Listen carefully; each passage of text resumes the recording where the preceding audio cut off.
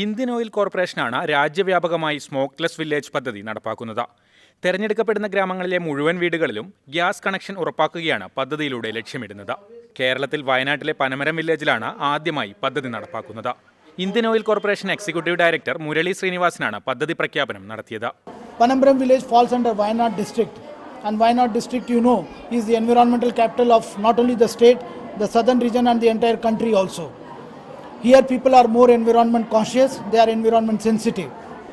So people would understand the meaning of clean village, smokeless village, and setting it up in Wayanad will make Wayanad a more beautiful scenic when less of firewood and all will be picked up from these distances. Panamaram വ്യാപാര ഭവനിൽ നടന്ന ചടങ്ങ് ജില്ലാ collector Keshavendrakumar ഉദ്ഘാടനം ചെയ്തു.